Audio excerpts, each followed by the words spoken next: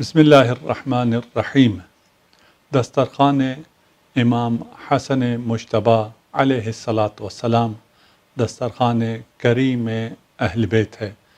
یہ وہ گھرانہ ہے اہل بیت کا، اور ائمہ اہل بیت کے دسترخوان پر تمام بشریت ہے، تمام انسانیت ہے۔ انسان کے شکم کو نان سے، دل کو ایمان سے اور مغز کو عرفان سے سیراب کرنے والے ہستیوں کا نام ائمہ اہل بیت علیہم السلام ہے، اور ائمہ اہل بیت میں سے جسے کریم اہل بیت کا لقب ملا ہے وہ امام حسن مجتبی علیہ الصلاۃ والسلام۔ ہم یہ جس دسترخوان پر بیٹھے ہیں، اور یہ دسترخوان جس پر ہم طرح طرح کی نعمات سے لطف اندوز ہوتے ہیں، مادی اور غذائی نعمت رزق ایک ہے، معنوی رزق، الہی رزق اور توفیقات کی رزق اور بہت سی جو فیوضات الہیہ ہے، وہ امام کی ہی وساطت سے، امام ہی کی برکت سے ہمیں میسر ہے، ہمیں حاصل ہے۔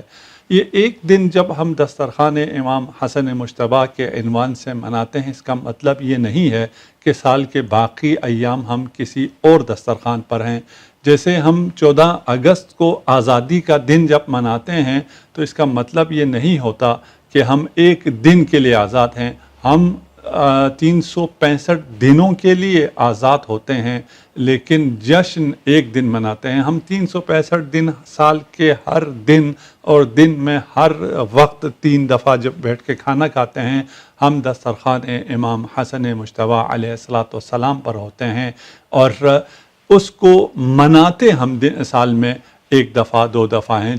چند ایونٹس پہ ہم مناتے ہیں۔ اور یہ منانے کا مطلب یہ ہوتا ہے کہ اس دسترخوان کا کون نمک حلال ہے اور کون نمک حرام ہے۔ جو نمک حلال ہے اور اس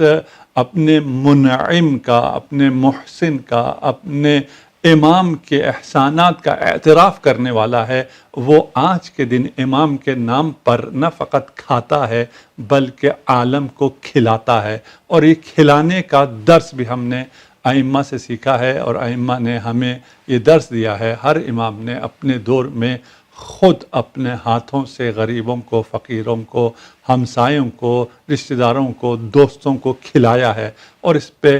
خاص اہتمام ائمہ علیہ الصلاۃ والسلام نے انجام دیا ہے۔ خود امیر المؤمنین جب ظاہری خلافت پر فائز ہوتے ہیں اور وزارتیں تقسیم کرتے ہیں، تمام وزارت مختلف لوگوں کو دے دیتے ہیں، لیکن وزارت اطعام، کھلانے کی وزارت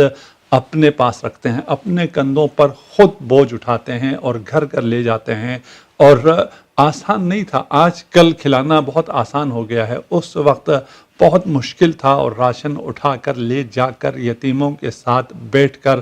ان کو کھلانا اور ان کو کھلا کر انسانیت کو یہ درس دینا کہ اگر تم حقیقی خوشی چاہتے ہو، اگر تم سیرت امیر المؤمنین پر چلنا چاہتے ہو، اگر تم سیرت کریم اہل بیت چاہتے ہو، تو تمہیں بھی دسترخوان لگانا ہوگا، تمہیں بھی کھلانا ہوگا۔ ہمیں یہ شرف حاصل ہے کہ ہم اپنے امام کے نام سے کھاتے بھی ہیں اور دنیا کو کھلاتے بھی ہیں۔